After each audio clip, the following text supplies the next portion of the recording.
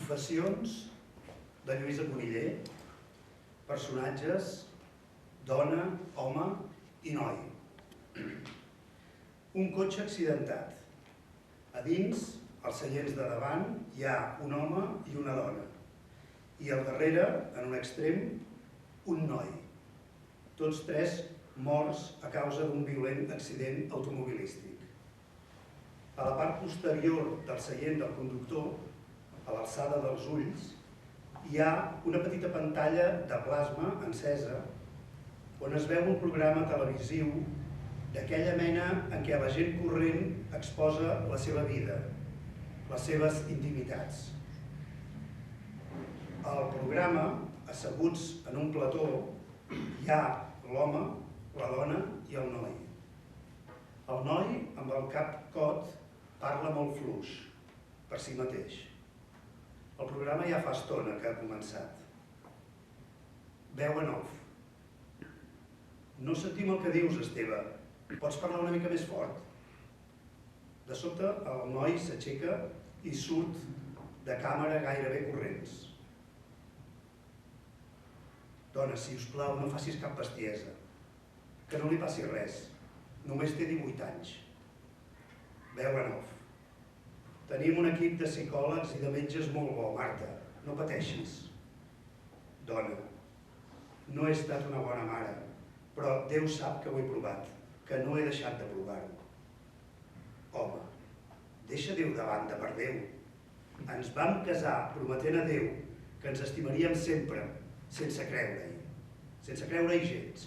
Prou de mentides. Els fets són els que compten. Dona, i els sentiments, que no compten també? Esclar que compten. Oi que compten? El que sent la gent és important. El noi torna a entrar a càmera. Noi, no em deixen sortir d'aquest maleït plató. Què coi hem signat que no em deixen sortir d'aquest maleït lloc? Veu en off. Esteve, no vols seure i fer costat als teus pares en aquests moments? Noi, vagi-se'n a la merda. Dona, sisplau, fill. La dona agafa la mà del noi. Pausa. Noi, mare, què coi fem aquí? Dona, quines mans tan fredes que tens. Com és que sempre tens les mans tan fredes? Noi, què hi fem aquí? De debò ho saps? Vinga, marxem. Dona, gairebé plorant. Però on vols que anem? Veu en off. Esteve, podries fer una abraçada a la teva mare? Noi, li he dit que se'n vagi a la merda. L'home fa seure el noi on era sense violència. El noi no es resisteix en cap moment i resta immòbil a la seva cadira sense dir res. Dona, jo no m'imaginava que tot plegat aniria així. Veu en off. Què vols dir, Marta? Dona, no hem fet mai res que no hagi fet l'altra gent. Home, ja hi som. La culpa és dels altres. Dona, jo no he dit això. Home, els fets són els que compten. Ja t'ho he dit abans. Dona, és que hem fet mai res de diferent nosaltres? Digues. Home, els fets són que tu m'has enredat a mi, jo t'he enredat a tu. I el pitjor de tot és que hem enredat el nostre fill i ens hem enredat a nosaltres mateixos. Dona, d'acord, tens raó, però ja està fet i no es pot esborrar. Oi que no es pot esborrar? Pausa. Veu en off. Ens queda una estona de programa encara. Víctor, Marta, què penseu que podríeu fer a partir d'ara quan torneu a casa? Pausa. Marta, digues tu. Dona, a mi se m'acut que només ens queda començar de nou. Pausa llarga. Vull dir, començar sense cap més engany ni mentida entre tots dos. Pausa. Veu en off. Tu què hi dius, Víctor? Home, que no hi pot haver més mentides si hem de continuar junts. Pausa. L'home i la dona, emocionats, semblen a punt de fer-se una abraçada, però no se la fan. Home, gairebé plorant. Hi ha molta llum aquí, em fan mal els ulls. Veu en off. Et molesta la llum, Víctor? Dona. Sí, a mi també em molesta una mica. Veu en off. A tots tres us molesta la llum. Noi. A mi no. A mi em sembla que n'hi ha poca encara. Veu en off. T'estimaries més llum, Esteve? Noi. Sí, vull més llum. No pot ser més llum? Veu en off. Sí, sí que pot ser. Noi. Doncs vinga, més llum. Més llum, vinga! Augmenta la llum al plató i l'home i la dona fan pantalla amb la mà per protegir-se els ulls. Veu en off. Et sembla que ara hi ha prou llum, Esteve? Noi. No, encara en vull més. Vinga, més llum. Més llum, més llum! Augmenta la llum fins que el noi també es protegeix els ulls amb la mà. La cara de tots tres es veu gairebé cremada. Dona. No veig res. Home, jo tampoc. Pausa. Dona. Què passa ara? Home, no ho sé. Es talla l'emissió. Benvinguts a l'equador del cicle de la Sala Beckett sobre Lluïsa Cunillé. Gràcies, Xavier. Gràcies, Josep Anton. Aquesta és la, potser diria, conferència, m'atreveixo a dir, gairebé estrella, del cicle, perquè tenim un dels grans experts en el Teatre de la Lluïsa Cunillé, un dels grans directors d'aquest país, actual director encara del Teatre Nacional de Catalunya, que a més té a la seva agenda l'estrena d'una de les obres de la Lluïsa Cunillé a la Sala Gran del Teatre Nacional de Catalunya. No seré jo qui el presenti, a part que ja el coneixeu, però també em plau molt donar la benvinguda i donar-li moltes gràcies al Josep Anton Fernández, igual que l'Adriana Nicolau, que són els dos comissaris que en nom de la Universitat Oberta de Catalunya han col·laborat en l'organització i en la confecció de tot aquest cicle d'activitats al voltant del Teatre de la Cunillé. En Josep Anton, doctor en Llengües Modernes de la Universitat de Cambridge, professor de Literatura Catalana a la UOC, va ser director de Llengua i Universitats de l'Institut Ramon Llull i poeta, a punt de treure un llibre, si és que no és així ja. En Josep Anton ens farà la presentació del ponent i ens contextualitzarà una mica a la sessió d'avui. Moltíssimes gràcies. Moltes gràcies, Toni. Ens sentiu bé amb la mascareta? Sí? En primer lloc, moltes gràcies per ser aquí. Per mi és un honor poder compartir amb l'Adriana i ser aquí presentant aquesta activitat estrella del cicle Lluïsa Cunillé. Lluïsa Cunillé, tots ho sabeu, és una de les figures més originals i més innovadores de l'escena dramàtica catalana d'avui. I el nostre objectiu a l'hora de dissenyar aquest cicle era intentar oferir mirades innovadores que aportessin noves perspectives sobre la seva obra. La seva obra jo crec que planteja més preguntes que respostes. La nostra intenció no era oferir respostes, sinó precisament explorar aquestes preguntes. A l'hora de dissenyar aquest cicle ens han interessat tres qüestions fonamentals. La primera era la qüestió del llenguatge, el llenguatge teatral, però també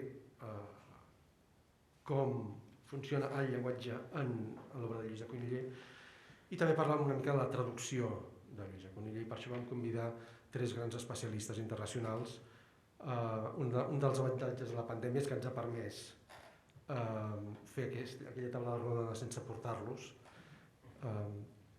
que eren Sharon Feldman dels Estats Units, Helena Boffrey d'Irlanda i Laurent Gallardo de França. La setmana vinent, dimarts vinent, l'Adriana Nicolau i l'Anna Prieto Nadal, que la veig aquí, ens parlaran, tenen una conversa entre elles sobre les relacions entre ètica i estètica en l'obra de Lluïsa Cunillé. I avui en Xavier Albertí ens parlarà sobre els personatges de Lluïsa Cunillé. Quina teatralitat permeten, quina ideologia vehiculen. A més, sabeu que encara teniu l'obra del Jardí, que és esplèndida, fins al dia 31, fins al dia 14, em sembla que és, deixem mirar la xuleta. Fins al dia 14 teniu Els Subornats i també fins al dia 31 teniu Piedra Encrucijada de Paco Zarzoso amb la companyia hongaresa de teatre. Deixeu-me presentar 4 coses sobre Xavier Albertí. És músic, compositor, director d'escena, ha estat director del Festival Grec, del Teatre Nacional, va ser director de l'àrea de creació de l'Institut Ramon Llull, té una trajectòria llarguíssima com a director escènic i musical i a més té una trajectòria llarguíssima de col·laboració amb Lluïsa Conillé. Probablement hi ha poques persones del país que coneguin tan bé la seva obra. El 2008 va fundar la companyia La Reina de la Nit amb Lluïsa Conillé i ha dirigit diverses obres de l'autora com Islàndia, El Bordell, El Gat Negre o Passatge a Gutenberg.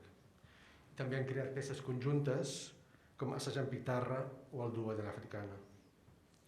Xavier Albertí va recollir diversos premis, entre ells el Premi Max de les Arts Escèniques de l'any 2018-19 a la millor direcció d'escena per Temps salvatge. En la seva conferència d'avui, com deia, Xavier Albertí ens parlarà sobre els personatges de Lluïsa Conillé i ara, sense més preàmbuls, li dono la paraula. Moltes gràcies. Gràcies a tu. I gràcies a tots vosaltres. Jo m'he fet una PCR aquest matí que m'han donat negatiu i per tant parlo sense mascareta. Com que et projecto, potser us arriba alguna cosa d'aquestes dels efluvis, però tingueu tranquil·litat que si hem de fer cas a la tecnologia no us infectaré pas jo. La Lluïsa potser sí, jo no. I això em permet fer una broma d'aquella cosa una mica bèstia, però que al mateix temps a mi em sembla que és apropiada de portar avui. No sé si recordeu l'Hervé Guibert, que va dir moro infectat de 2 virus, el virus de la sida que em porta a la tomba i el virus TB, que ha sigut el que m'ha acompanyat en la consciència d'aquests últims dies. El virus TB és el virus Thomas Bernhard i ell parlava de com un actor pot infectar profundament a una persona i fins que l'acompanyi obsessivament la resta de la vida. Doncs jo em declaro afortunadament no infectat pel virus de la sida, malgrat que no se sap mai, però de moment encara no hi és. Em declaro infectat per el virus TB i em declaro infectat pel virus Conillé. L'any 1904, em sembla recordar, va haver-hi aquella mena d'estranya confrontació que deien que li havien de donar el primer Premi Nobel a una figura representant de la literatura catalana que havia de ser Àngel Guimerà i que li havia robat un dramaturg castellà que es deia Echegaray. Després, estudis profunds ens han demostrat que això era una fabulació, perquè hi havia hagut en algun moment una mena de recorregut als diaris de l'època que parlaven de remors de cancilleries que s'havien mogut, etc. I és cert que hi havia hagut remors de cancilleries, era la cancelleria anglesa que havia intentat que no es donés el 4 al premi a Rabindranath Tagore perquè encara la colònia britànica sobre una literatura colonial com la Índia no els hi semblava del tot adequada i que algú va aprofitar per dir que aquest moviment d'espases entre les cancelleries era Espanya que havia intentat d'alguna forma desplaçar el Nobel de Guimerà cap a Echegaray.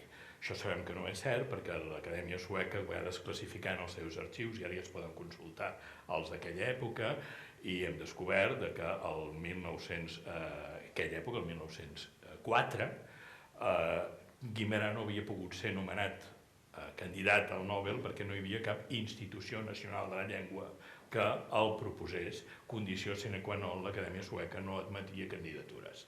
I el 1906, 2 anys després, la Reial Acadèmia de la Llengua, que la setmana passada va tenir el privilegi, perdoneu-me la broma, de nomenar-me acadèmic, per tant, parlo ja des de dintre la pròpia acadèmia, va ser nomenada i acceptada com a Acadèmia Nacional, va proposar al senyor Guimerà des de 1906 fins al 1923, en què Guimerà va morir, i va morir sense rebre el Premi Nobel. Sembla ser que hi havia un cert consens el 1914 de donar-ne un d'ex aequo entre Pérez Galdós i Àngel Guimerà, però el conflicte bèl·lic de la Primera Guerra Mundial va fer que l'Acadèmia Sueca decidís aquell any no donar el Premi Nobel. Sembla ser per als documents consultats desclassificats que hi havia moltes cartes sobre la taula perquè aquell any el senyor Guimerà rebés el Premi Nobel. Ja en direu de què parla aquest tio? Vols dir que això de l'AVE no l'ha trastocat una mica? Com que hi ha algú que té aquí la potestat d'escriure en mitjans de difusió digitals, però amb una àmplia difusió, a mi m'agradaria fer arribar a les nostres institucions, que en aquests moments han de triar candidats al Premi Nobel que representen la literatura catalana, que no perdin el temps, que n'hi ha un de claríssim i merescudíssim que es diu Lluïsa Cunilla. Si algú veu què està fent l'Acadèmia Sueca, a qui està premiant, com està premiant i per què està premiant, a qui està premiant, si algú de la casa nostra i amb la nostra literatura té tots els números per poder ser un candidat de veritat a rebre el primer Premi Nobel de la literatura catalana, aquest algú, estic convençut que es diu Lluïsa Cunilla.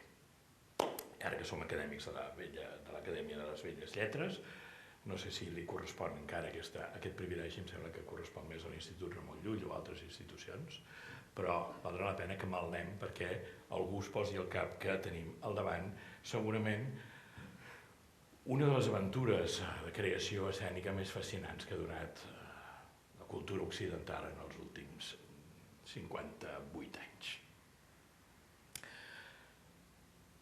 Hi ha un pròleg d'aquesta edició de les 10 peces de la Lluïsa Cunilla que vaig escriure jo fa temps i que com que està citat pel pròleg del Laurent Gallardo en aquesta edició recent que hem fet al Teatre Nacional en Barola, i el Laurent Gallardo és un home d'acadèmia, no com jo que sóc una xica de revista, doncs si el Laurent Gallardo ho recull és que això que vaig dir fa tants anys potser no estava tan despentinat com pot semblar. Em llegeixo a mi mateix i perdoneu la petulància perquè em sembla que pot enfocar una mica cap allà on vull anar avui a l'hora de parlar del concepte de personatges.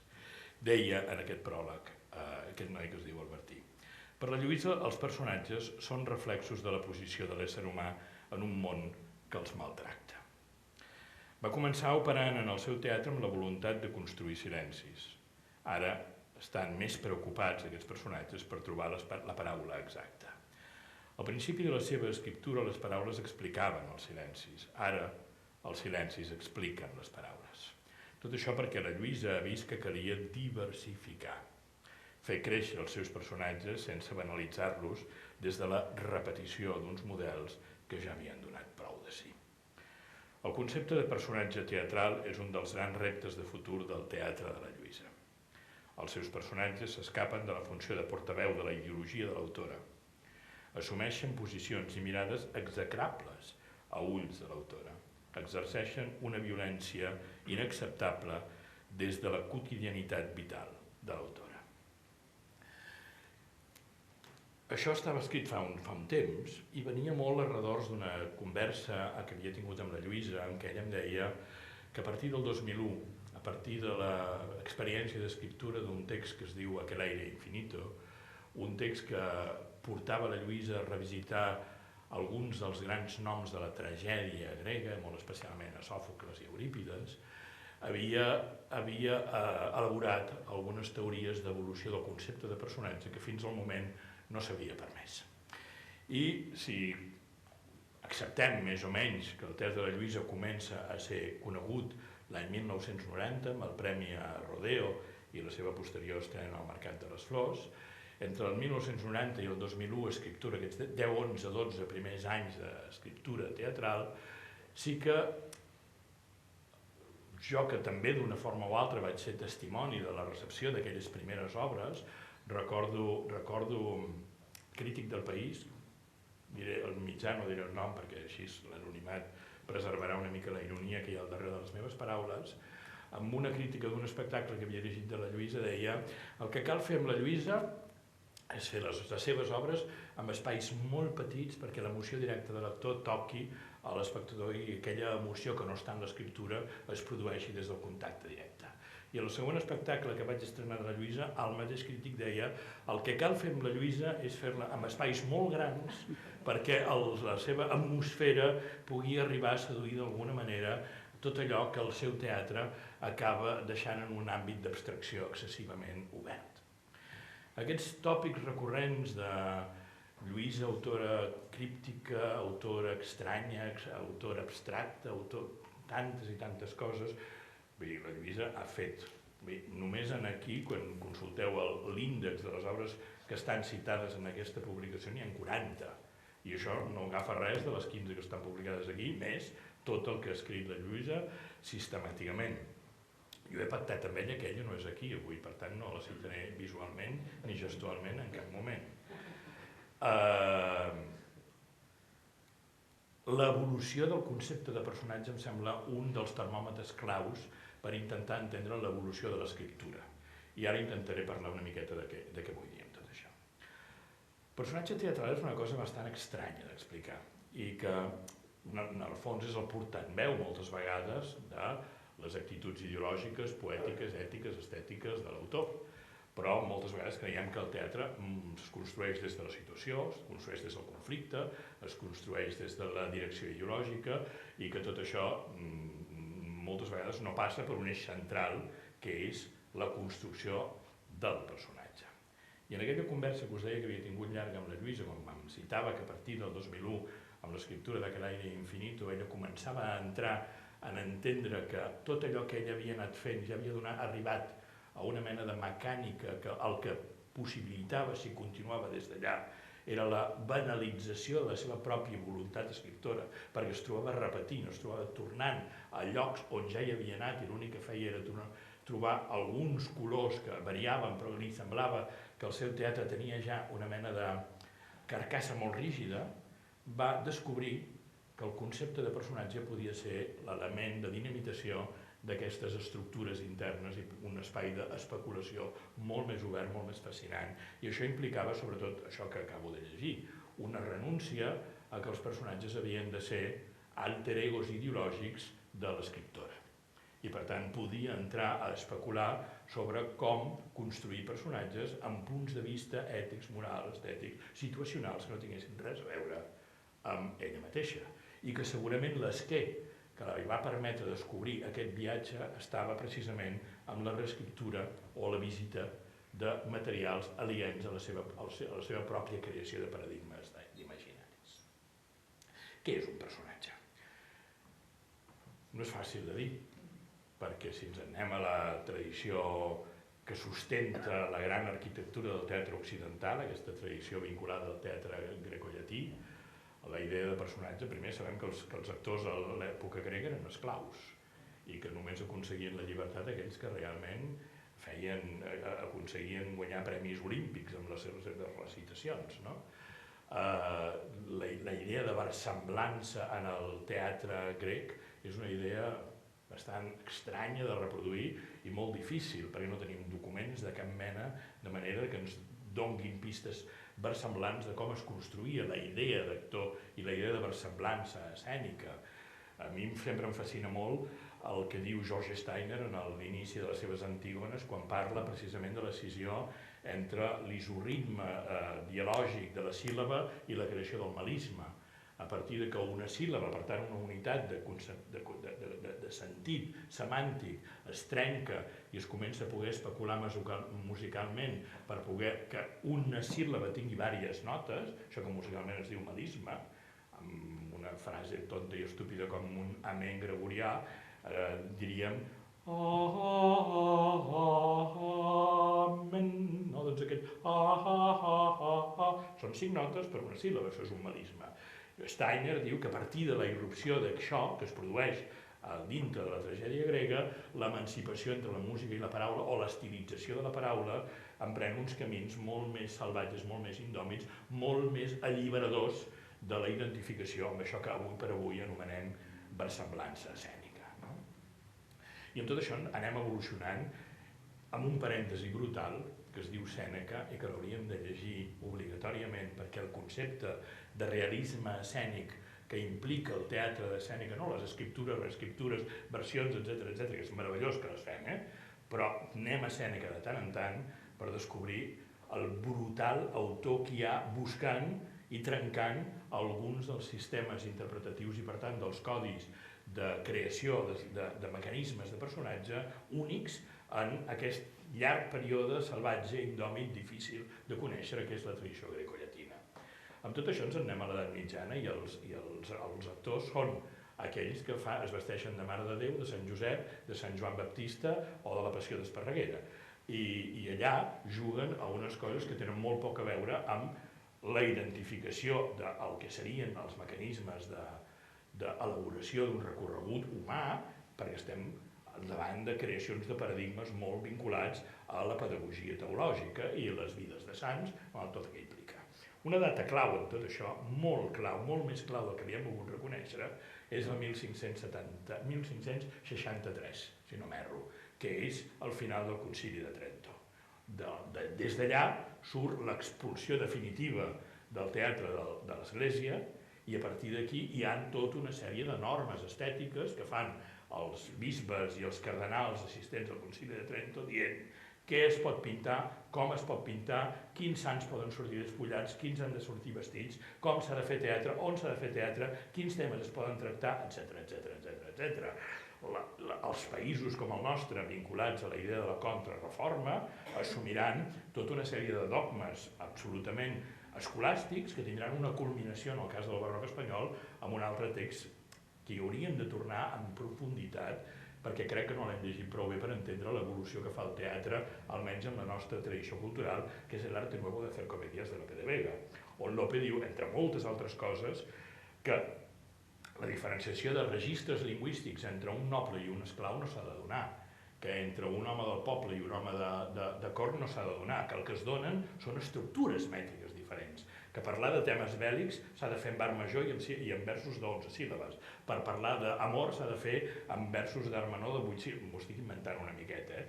En tot cas és perquè veiem que el que sí que està allà tipificat és una voluntat de que les arquitectures mètriques, que són la respiració d'això que anomenarem el personatge, estan absolutament dogmatitzades, tipificades, arquitecturitzades en moltes fases de significació temàtica.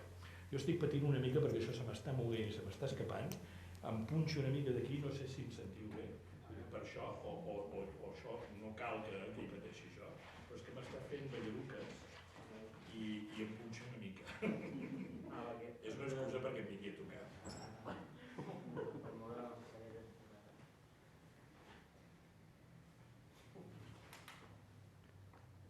Moltes gràcies. Som en el trànsit del Renaixement al Barroc, un teatre que es produeix en el Palau, es produeix al Palau o es produeix a la plaça del Poble. El teatre que es produeix a la plaça del Poble, el concepte d'actor, és un concepte molt vinculat a la identificació de caràcters absolutament arquitecturitzats. El paradigma d'això que coneixem tots és la comèdia dell'arte, però aquí també hi havia aquesta arquitectura arquetípica de models, de temes, de gestualitats, etc. I per tant l'actor en tot aquest moment és un actor que respon a una mena de coreografies que tenen molt a veure amb una evolució determinada de les coreografies que havia sistematitzat la tradició grecollatina. El barroc espanyol és brutal en el sentit d'alliberar conceptes teològics i filosòfics, però en canvi respecta moltíssim, en canvi, tota la tradició molt vinculada en el teatre del Renaixement espanyol.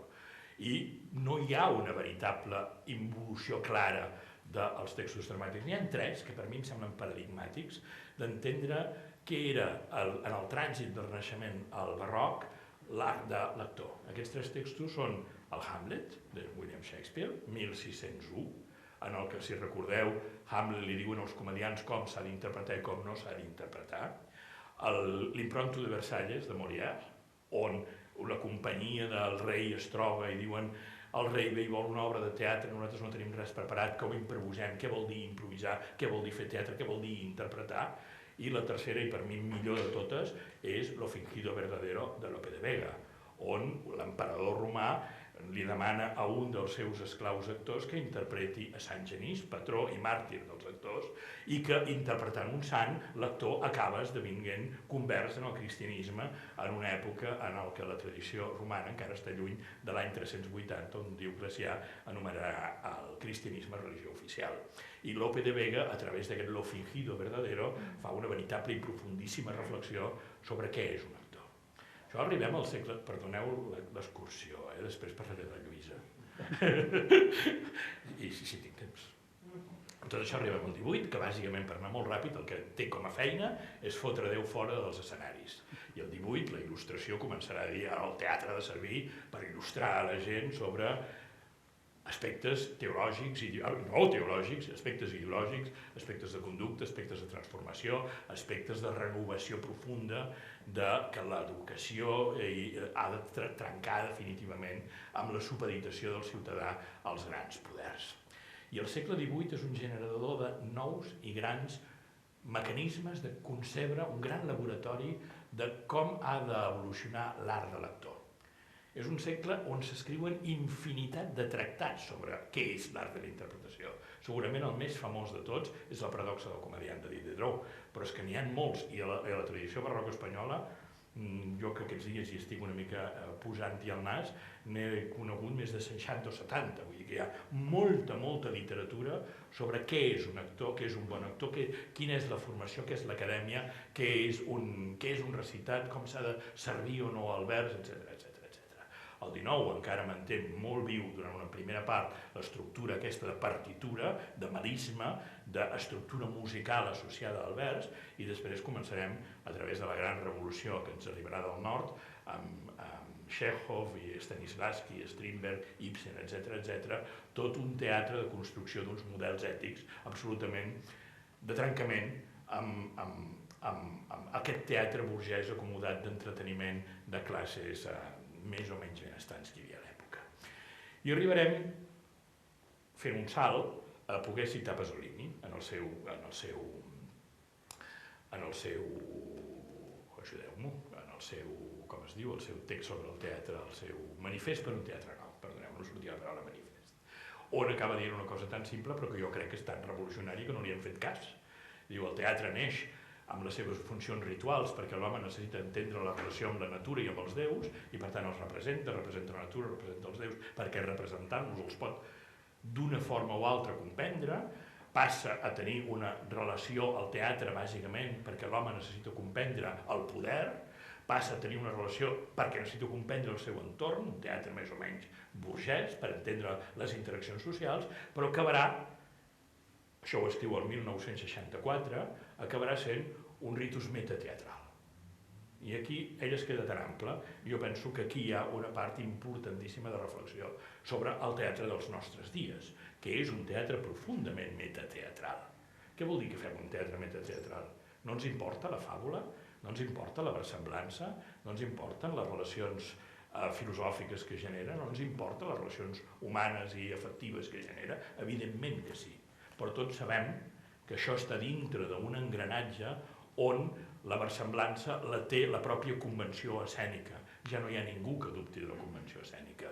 Fer teatre des de preceptes en què anul·lem una idea, la que sigui, la que siguem capaços de crear de veritat escènica, de veritat per ser representada, és la pitjor forma de fer teatre, perquè no ens interessarà res, perquè no ens sentirem interpel·lats més que a veure ballaruques.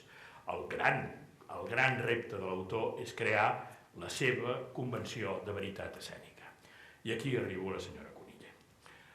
Com la senyora Cunillé crea els seus reptes, les seves convencions de veritat escèniques, penso que és realment neix segurament d'una determinada tradició, però allò ho porta a uns llocs absolutament únics en els paradigmes de creació de veritats escèniques i com d'això se'n deriven models interpretatius, models de personatges que no tenen res a veure amb moltes altres tradicions.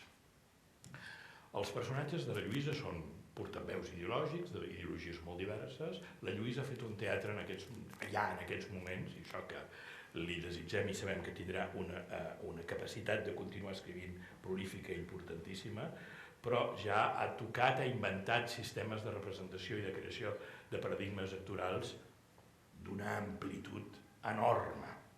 Els que diguin, he llegit aquests dies, em sembla una crítica, l'he llegit des de Madrid i per tant l'he llegit en distància. No us fa gràcia la broma, que era bona. He llegit una crítica aquests dies on que deia no sé què, els típics personatges de Lluïsa Cunillé. Típics personatges de Lluïsa Cunillé? Què vol dir això?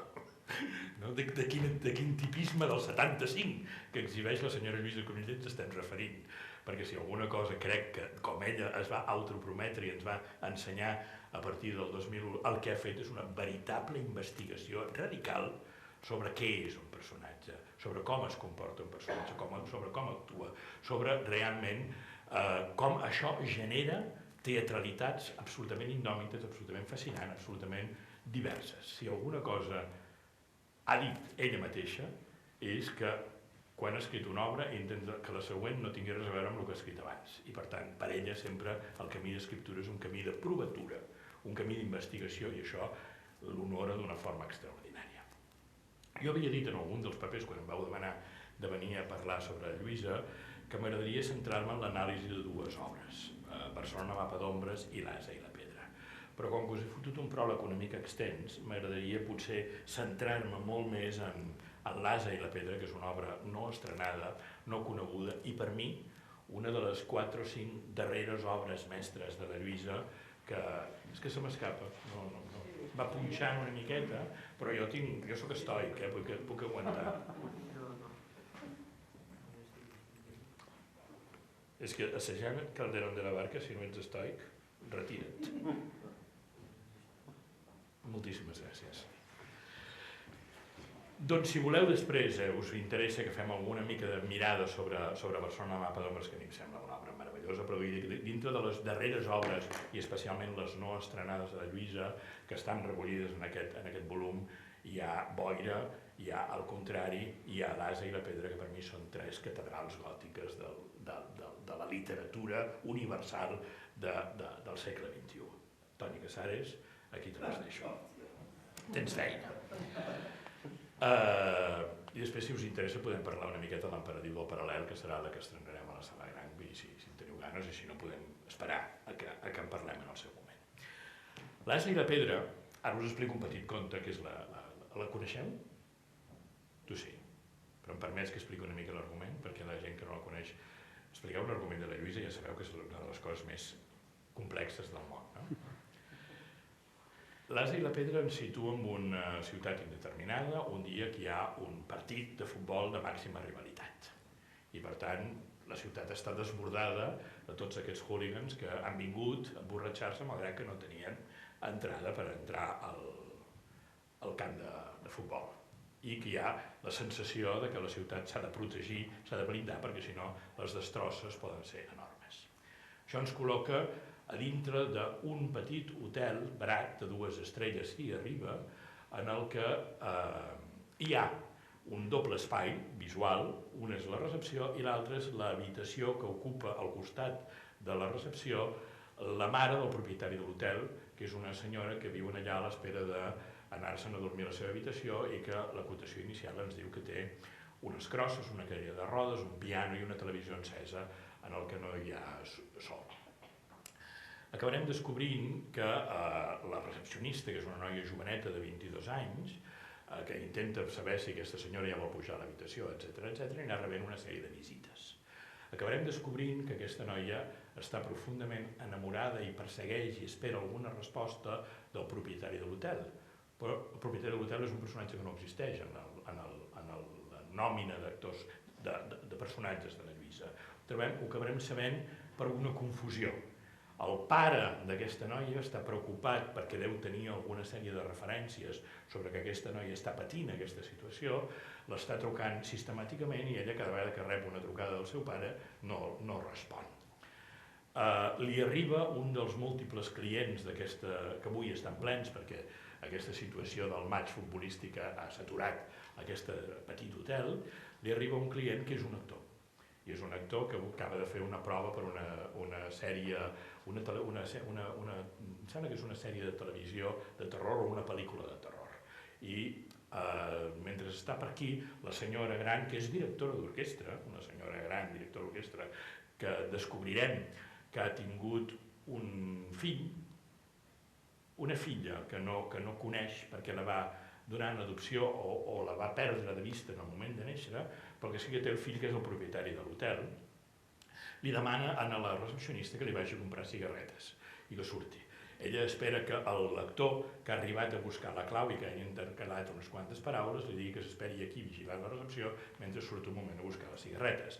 En tot això arriba el pare de la noia que confon aquest actor per el propietari de l'hotel i li diu: estic disposat a vendre la meva petita botiga de taller de bicicletes, m'han dit que me'n donaran 60.000 euros si vostè acomiada ara mateix la meva filla i no la fa patir més. entrem en aquesta confusió de... El pare es pensa que aquell és el propietari de l'hotel. Després arribarà el germà d'aquesta noia perquè el pare li ha dit vine allà, seu-te a la recepció i no te'n vagis fins que ella torni a casa. Ell és militar, el germà, i està de permís aquests dies. I acabarà apareixent al final una senyora policia en el que dirà una sèrie de coses que ara de moment no us dic i s'acabarà l'obra. Us vaig a llegir 3 fragments que he triat, molt breus, i després, si m'ho permeteu, intentaré comentar-los una miqueta amb vosaltres.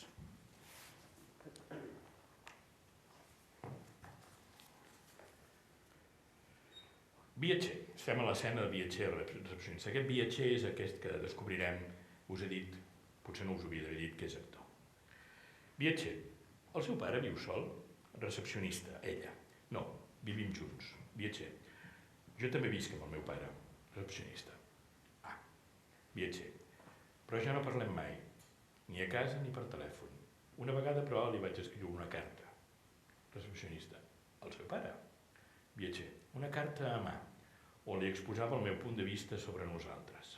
Pausa. Vol saber què li deia la carta? Recepcionista. Sí. Viatger. Ho diu de memòria.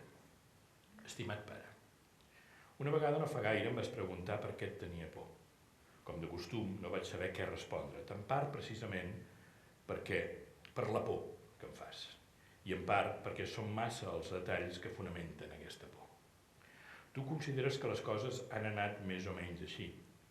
Al llarg de la teva vida has treballat àrduament, sacrificant-ho tot pels teus fills i sobretot per mi. En conseqüència, jo he viscut pròdigament, he tingut la llibertat d'estudiar el que volia, no he hagut de preocupar-me pel meu manteniment ni per cap problema seriós. No m'has demanat mai que t'agraís res, però esperaves, si més no, algun apropament, algun senyal de simpatia. En lloc d'això, sempre t'he defugit, tancant-me a la meva habitació, amb els meus amics esbojarrats i d'idees extravagants. No he conversat mai amb tu amb confiança. Tampoc he sabut el que significa tenir cura d'una família. No em vaig interessar mai pel teu negoci ni per cap dels teus afers. I si faig un resum dels teus judicis sobre mi, resulta que no em retreus res realment indecent o dolent, només fredor, allunyament i ingratitud. I m'ho retreus com si jo en tingués la culpa, com si tan sols amb un cop de timó, per exemple, hagués pogut canviar el curs de tot, mentre que tu no tens ni la més mínima culpa de res, tret de la d'haver estat massa bo amb mi. I ja no recordo què venia més, perquè la carta era ben llarga. Pausa. Recepcionista. I què li va contestar el seu pare? Viatger. Al final no li vaig enviar. Recepcionista. No li va enviar la carta. El viatger fa que no amb el cap. Per què? Viatger. Perquè no l'hauria entès. El seu pare l'entén, vostè? Recepcionista. No ho sé. Viatger. I la seva mare? Recepcionista. La meva mare va morir fa 7 anys. Viatger. Ho sento. Pausa. Recepcionista. Com és que encara viu amb el seu pare? Viatger. No he viscut sempre amb ell, però des de fa una temporada no tinc altre remei que acceptar la seva beneficència, fins que trobi feina. Recepcionista. De què treballa? Viatger. Soc actor. De fet, la carta que li he recitat és d'una obra de teatre que vaig interpretar fa uns quants anys. L'únic monòleg que he fet com a actor professional. Recepcionista. Vol dir que aquesta carta no la va escriure vostè al seu pare? Viatger. M'ha de perdonar. Pensava que no s'ho creuria, que potser li faria riure i tot. Estic acostumat al públic de teatre, que ja no es pren res seriosament, ni la mentida més autèntica, ni la recitada més exquisidament.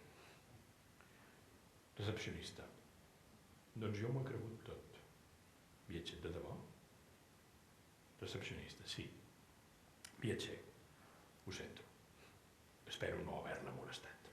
Faig un salt i us vull llegir un altre trosset.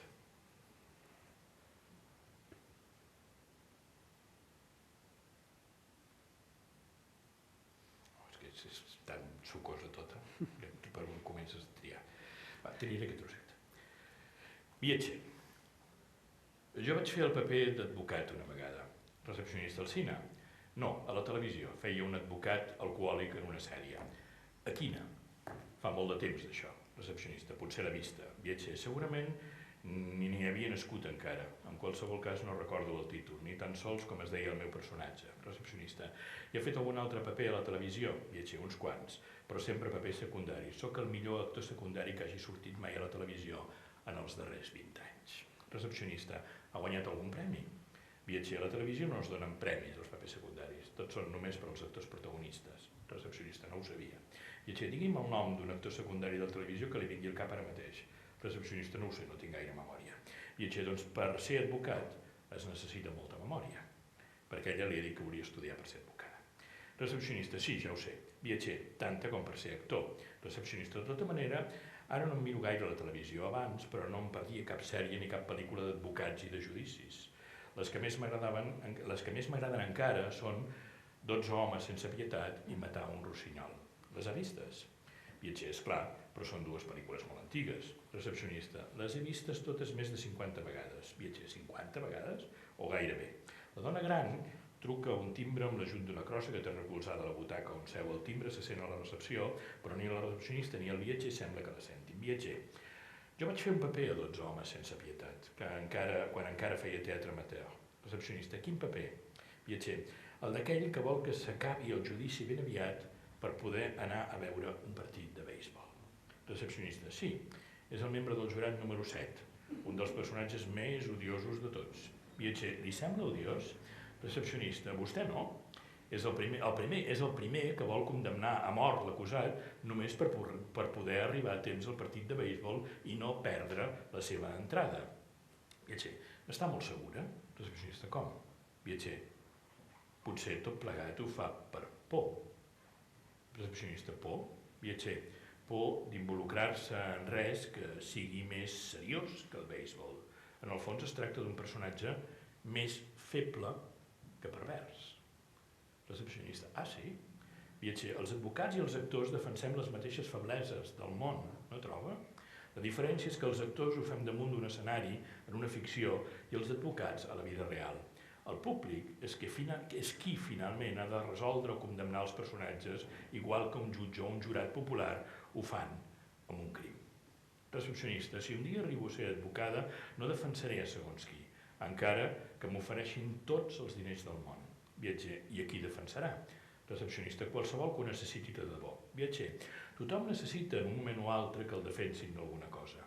Recepcionista, però per defensar algú, per posar-se a la seva banda amb convicció fins al final, cal creure de debò en la seva causa.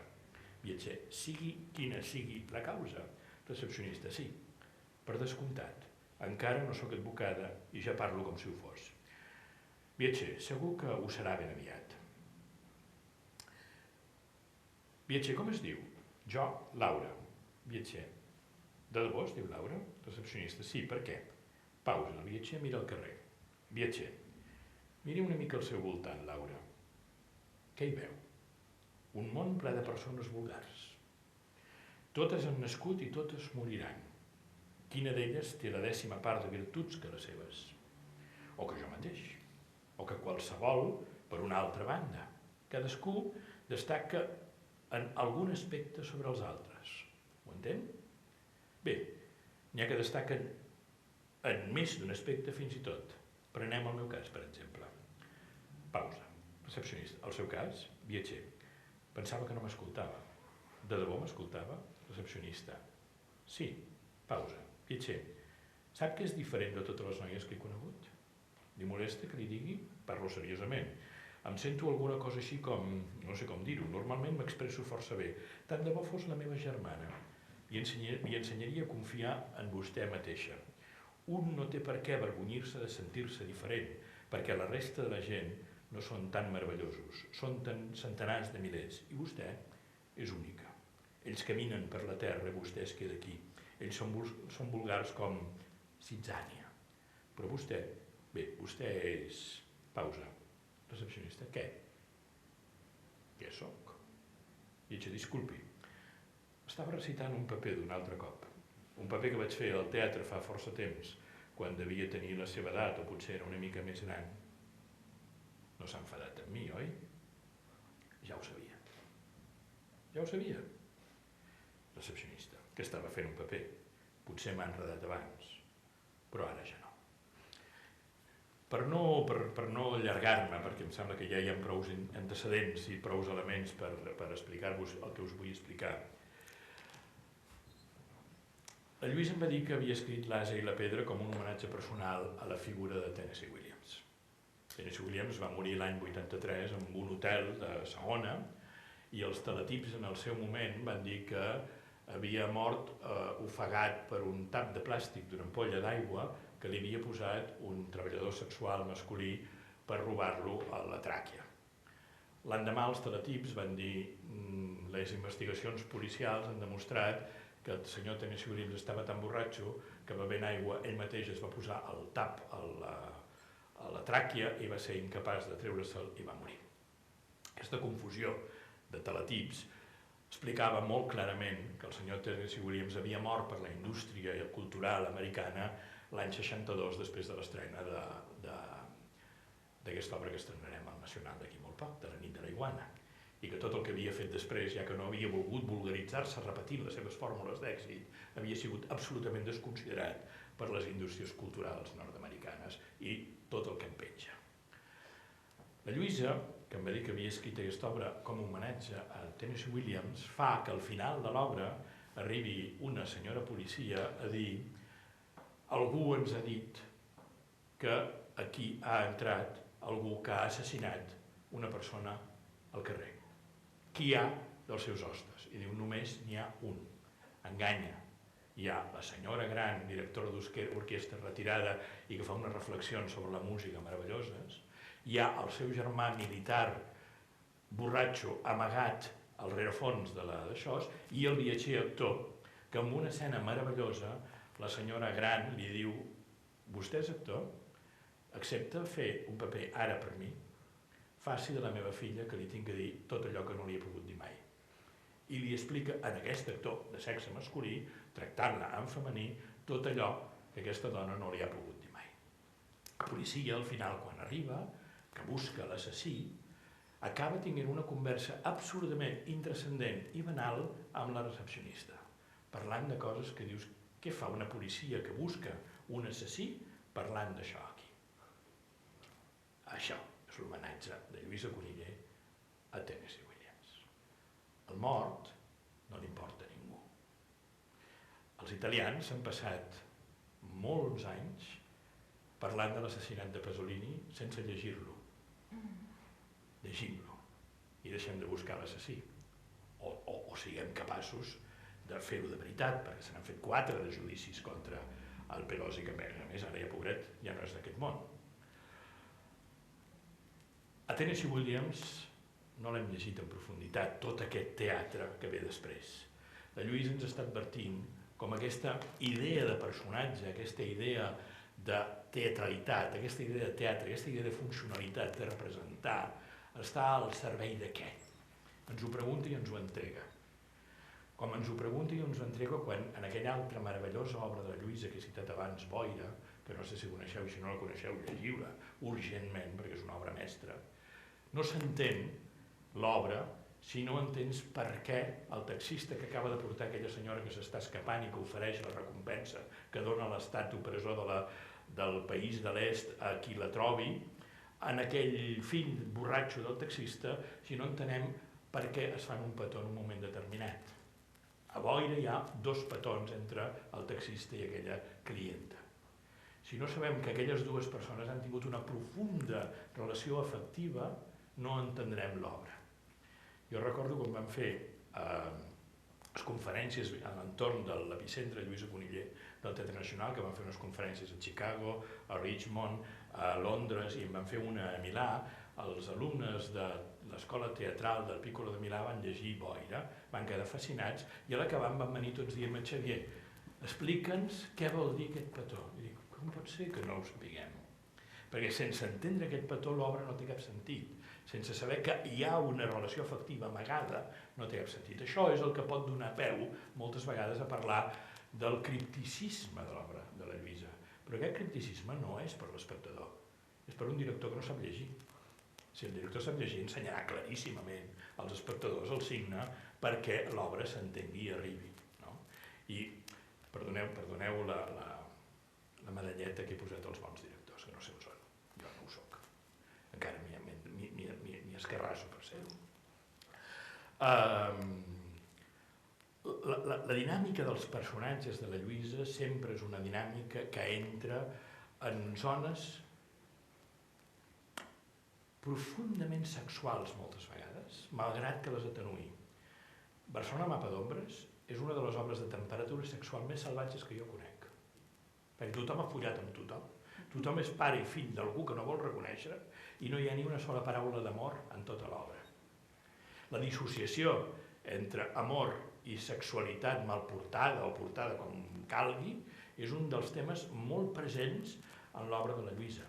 L'obra de la Lluïsa és una obra on el sexe és una eina conscient de poder, és una eina conscient de manipulació, i ho trobem a tantíssimes de les seves obres, malgrat que hi ha un gran absent, i és aquest concepte d'amor romàntic, potser perquè ella no hi creu en especial, potser perquè li sembla tan específic que no entra dintre les dinàmiques de quotidianitat, sinó entra dintre les dinàmiques de la intimitat. I el teatre de la Lluïsa no és un teatre que busqui la intimitat, usa la intimitat per parlar claríssimament dels espais ideològics comuns externs, les àgores a les que tots estem convocats a anar-hi a passejar.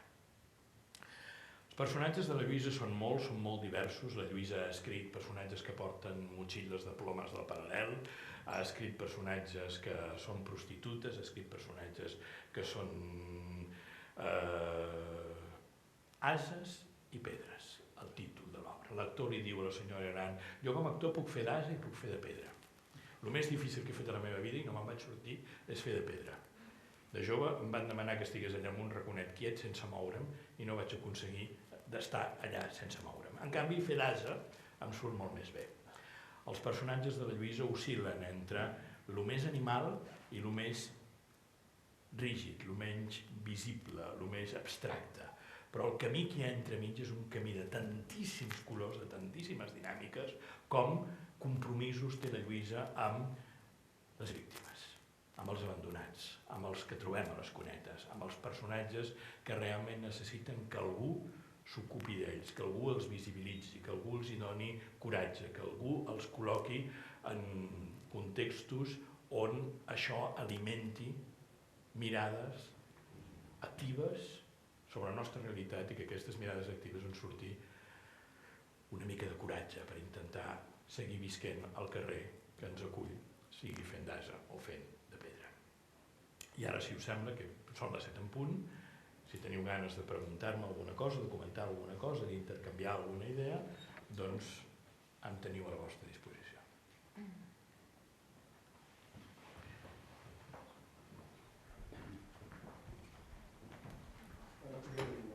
No cal.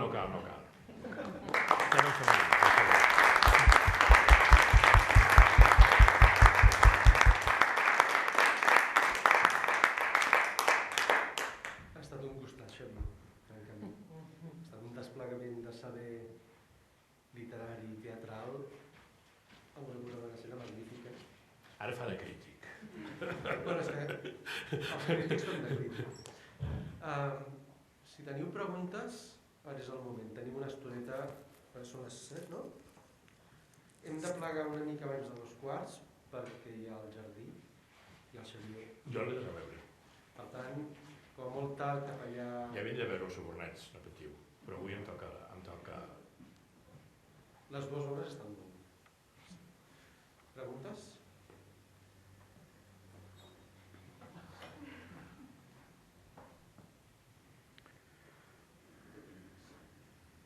Quan parim? Potser avui? Oh! Jo tinc una pregunta. Pots parlar una mica del personatge de la intèrpret, après moi le déluge? És una espina clavada. Us faré una confessió que potser no sabeu i potser no l'hauria de fer, però per la boca m'era el pez. i com que jo ja estic penjat de tantes peixateries, m'és igual. L'Àlex Rigola, director del Teatre Lliure, li va encarregar a l'època que la Lluïsa era dramaturga resident al Teatre Lliure que escrigués una sèrie de peces cada any. I una de les peces que la Lluïsa va escriure en aquella època va ser Après-moi les douches. I hi havia com una mena de relació natural entre allò que escrivia la Lluïsa i que ho dirigís Servidora. Però Servidora va dir, Àlex, ja n'hi ha prou de fer-ho a la sala petita per 140 espectadors, jo només la faig si som valents, anem a buscar 2 actors d'altíssim voltatge actoral i la fem a la sala gran, perquè si no la Lluïsa no acabarà fet mai el pas que crec que hauria de començar a fer. I l'Àlex no ho va voler fer i jo em vaig posar en el meu lloc i no vaig dirigir Après-moi les douches. Gràcies a això, Après-moi les douches va tenir una direcció meravellosa de la Carlota Subirós. Ja sent director del Teatre Nacional, em volia treure l'espina i vaig dir, doncs ara la dirigiré i la convertirem en una òpera. I vam parlar amb el Miquel Ortega, que va fer una preciosa partitura, que havia de dirigir jo, però les circumstàncies de la vida de qui té el cul llogat i no sé quan vol van fer que aquella temporada jo hagués de tindre una altra responsabilitat i hagués de cedir el privilegi d'estrenar Après-moi les douches convertit en òpera amb una meravellosa, extraordinària direcció del Jordi Prat i Coll. Per tant, és una obra que he perseguit i que no he pogut fer i em sap un greu enorme perquè la trobo una obra extraordinària. Extraordinària. Llavors, el personatge és un personatge que entra en una dinàmica que no només trobem en aquesta obra. En altres obres trobem, com per exemple l'Asa i la Pedra, aquest actor que acaba fent de filla de la senyora que li paga el sou, també és un acte de transformació o de transubstanciació, si ens posem una mica metafísics, sobre la identitat del personatge, sobre què construeix un personatge. Un personatge el construeix la seva identitat versemblant de cara al pacte de realitat amb l'espectador o la paraula i el text pot renovar constantment aquest pacte de versemblança amb l'espectador. La Lluïsa creu que la paraula pot renovar constantment la versemblança amb l'espectador, com ho creia el teatre elisabetià. Quan Shakespeare diu que som al bosc de Birnam, no hi ha cap espectador que no el vegi. I quan Shakespeare diu que estem en una vila de Nàpols, no hi ha cap espectador que no el vegi. Quan la Lluïsa diu soc un senyor negre, no hi ha cap espectador que no el vegi. I quan la Lluïsa diu soc una intèrpret, no hi ha cap espectador que no el vegi. I quan la Lluïsa diu soc el fill del senyor negre, no hi ha cap espectador que no el vegi. Perquè el pacte de veritat escènica està sustentat amb la paraula. No sé si això contesta del tot el que volies, o volies... Jo no he demanat que parlessis d'això i amb això jo en tinc... Bueno, et sentiria durant molta més estona, però em dono per satisfet. Més preguntes? Si no, jo en tinc amb l'altra, Jo pots que en tinc una, també? No. Se sent això? Sí. Ella passa... Ella és l'Adriana Nicolau, investigadora del grup LIC més de la UOC i cocomissària del cicle Conill. M'ha interessat molt una cosa que has apuntat però no has acabat d'explicar, no? Que has dit, uns estudiants em van venir a preguntar què volia dir això i hi havia uns petons a boira molt significatius però no has dit a què feien al·lusió i et volia preguntar si podies completar. Sí, jo creia que ho havia explicat, realment, que aquests petons explicaven que la relació secreta no narrada en el text per la Lluïsa venia a que l'espectador havia de descobrir que hi havia una relació sentimental prèvia a tots els fets als que assistim. O sigui, a boira assistim en un moment en què el taxista arriba a casa seva amb la seva senyora que està dormint i li diu a una clienta que ha portat que com que hi ha boira i l'aeroport està tancat ha de dormir a casa seva i en comptes d'anar a un hotel li ensenyarà una habitació que tenen per llogar a persones de pas i així ell també es podrà treure uns dinerons. A partir d'aquí s'està parlant sobre 1000 coses d'una certa transcendència o intranscendència, però hi ha un moment en què el taxista agafa la senyora i li fa un petó a la boca profund, llarg. L'espectador pot pensar surrealisme i la lectura dels estudiants a Milà era ja sabem que no és surrealisme però no sabem què vol dir. I És evident que el que la Lluïsa ens està dient és aquestes dues persones ara estan amagant un passat. I aquest passat els va portar una sèrie de coses. Si l'espectador és capaç d'entendre aquest signe, estarà convidat a reconstruir aquest passat. Si no entén aquest signe, no reconstruirà aquest passat. I si no reconstrueix aquest passat, la generositat de l'autosacrifici d'aquesta dona que ha d'agafar un avió i que acabarà entregant-se a la policia perquè la recompensa la cobri el fill del taxista, no s'entén el valor d'aquest sacrifici. Per tant, l'obra de Lluïsa està plena de signes que no són evidents.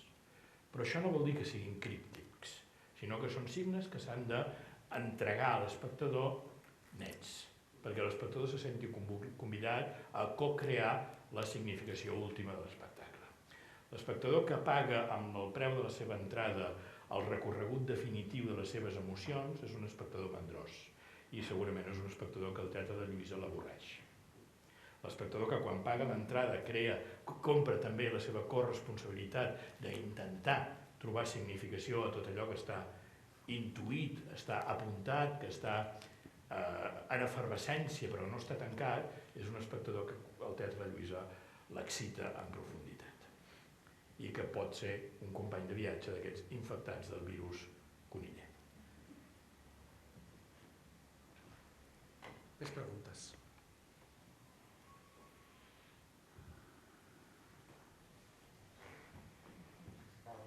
M'han demanat que levanti no, per la qüestió sanitària. No. Us posarem el micro davant per motius sanitaris. Sí. No, ja que aquí també faran la lectura de Barcelona Mapa d'Ombres i va ser un dels grans èxits, no sé si tenen èxit de la Lluïsa, va haver aquell de Gràcia, que molta gent també la va descobrir, i això que has apuntat, que és una obra molt sexual, o que els seus personatges són molt sexuals, si podies parlar una mica d'això. Jo recordo molt bé l'estrena de la Sala Beckett amb una preciosa direcció de la Lourdes Barba. Després vaig tenir la sort de que la vaig dirigir a Chicago amb un grup de teatre que es deia Blue Parrot, amb actors de llengua anglesa, però de procedència hispana. El text estava... I alguns d'ells ni tan sols sabien ja recordar el castellà perquè ja eren de terceres o quartes generacions. Però en tot cas sí que vaig poder treballar amb els actors l'obra i me n'adonava realment d'aquesta... Cada una de les seqüències de Barcelona Mapa d'Ombres hi ha una culpabilitat. Barcelona, ciutat, paradigma, espai, construcció, els grans símbols, Sagrada Família, Gran Teatre del Liceu, una cosa en construcció, una cosa en destrucció, símbols del modernisme, símbols d'una ciutat que se sent orgullosa de la seva autoconstrucció i la seva autoidentificació i que entra amb un telescopi a dintre d'una de les seves cèl·lules, d'un dels nínxols de Cerdà, que és una casa de l'Eixample. Una casa on un matrimoni gran, el senyor està malalt de càncer, sap que ha de morir, la dona no té una garantia econòmica i aprendrà a disfressar-se del seu marit per seguir anant al banc a cobrar la pensió cada mes quan ell ja sigui mort. Assistim en el moment en què aquest matrimoni desballesta la seva pensió paral·lela i va dient a cada un dels ocupants de cada habitació que se n'han d'anar. Amb una hi entra el marit, a l'altra hi entra la dona, amb una hi entra el marit, a l'altra hi entra la dona. I a cada una d'aquestes entrades descobrim la tensió sexual freda, refredada, corsecada que hi ha hagut entre aquests personatges i marit i muller. Fins i tot acabem descobrint que la dona és filla i germana del seu pare, del seu fill. Vull dir que ell, el seu fill, és fill d'una violació del seu propi pare. I totes aquestes coses estan a l'ombra d'una ciutat que crea el gran mite de l'Eixample, el gran mite de la ben plantada, el gran mite de la ciutat olímpica, el gran mite de la nova gran Barcelona, el gran mite de la Cales que ve una única vegada i se li escapa el gosset per les Rambles i el porter li torna però per no ser reconegut no hi vol tornar mai més, el gran mite de les ombres d'una ciutat que la Lluïsa posa l'origen d'aquestes ombres en aquests comportaments de naturalesa bàsicament sexual, però que és una sexualitat profundament agressiva. No sempre profundament agressiva, perquè, per exemple, quan li diuen a la noia llatinoamericana que ha de sortir, la noia està embarassada i acabarem descobrint que és fruit d'un embaràs amb el senyor gran amb càncer.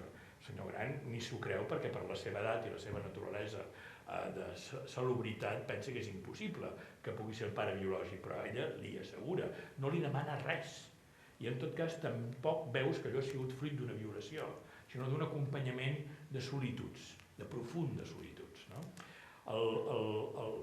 El sexe en la Lluïsa no és mai la conseqüència de l'efectivitat de l'amor. El sexe en la Lluïsa és operativitat des de moltes mecàniques de control del poder.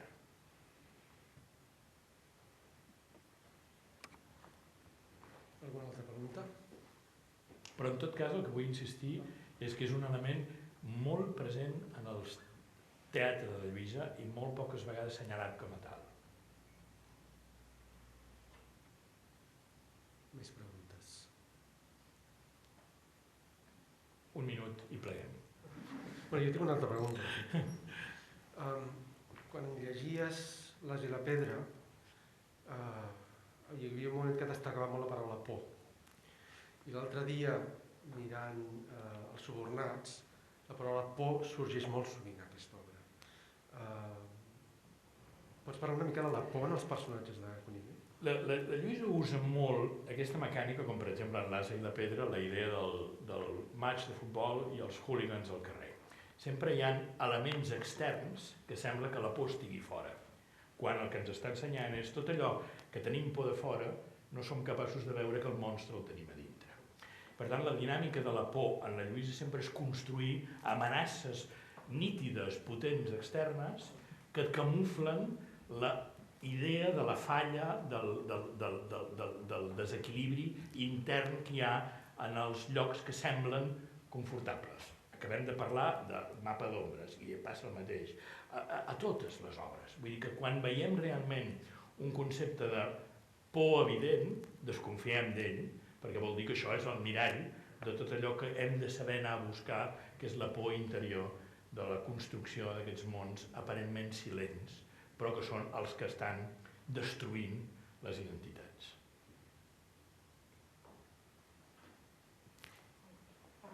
Podries parlar-nos una mica més de la recepció internacional de les obres que has presentat amb els alumnes o amb qui? Gràcies per la pregunta, perquè penso que és molt pertinent. Quan vaig fer la conferència a la Universitat de Chicago, el catedràtic, dic catedràtic sense saber si és la paraula justa, però era el catedràtic de literatura espanyola de la Universitat de Chicago, va presentar la Lluïsa Conill com algú igual d'important a Harold Pinter. Per tant, molts estudis universitaris no consideren la senyora Conill com algú que tenim aquí a casa i que estrenem quan podem, i si no podem, espera't una mica que ja vindrà, sinó que la consideren realment la constructora d'un dels paradigmes importantíssims dels referents del que ha sigut l'escriptura teatral europea. Jo recordo quan vam fer The Meeting al Festival d'Edimburg l'any 99-2000, no me'n recordo molt bé, en el Travels Theatre, encara allà jo havia tingut l'oportunitat l'any anterior de parlar amb la desapareguda Sarah Kane, la vaig conèixer. Sarah Kane deia, per mi, el referent de la meva escriptura es diu Lluïsa Conill. I és una cosa fascinant, que l'hem fet servir poc, no? Coneixia perfectament, coneixia el que havia traduït com es diu el teatre de Londres que es dedica a la nova dramatúrgia, el Royal Court. El Royal Court havia traduït molt poques coses, havia traduït Roundabout, Rodeo, havia traduït Liberation i havia traduït 2 o 3 coses més, però la Sarah Kane ja els havia llegit i ja n'havíem parlat d'ella com un dels seus referents. Quan vam estar a Milà, els alumnes que van fer això va acompanyar realment una sèrie de debats importantíssims i la senyora Conill és una senyora molt valorada fora. Acabem de saber que ha entrat en el repertori de la Comédie Française amb Massacre, que és un títol que sembla estrany per traduir Oxcisió, però Massacre també en francès vol dir els caps dels animals dissecats de la caça. Per tant, un massacre també és un cap d'un cèrvol dissecat, que és una de les imatges que fa servir la Lluïsa a Oxcisió. Un muntatge, a més, esplèndid, on quan parlaves amb els actors de la Comédie deien volem fer més Conill perquè ens ha ensenyat a anar a llocs que ni Corneille, ni Racine, ni Molière ens hi portaran mai. I nosaltres com a actors també tenim que descobrir aquests aspectes del nostre instrument actoral. El Llull ha de traduir la Coniller, l'ha de traduir al suec, si no havia quedat clar al principi. Hem de fer una feina perquè d'aquí 4 dies hem de celebrar el Nobel a la senyora Coniller. Moltes gràcies per la vostra paciència. Moltes gràcies a tu, Xavier.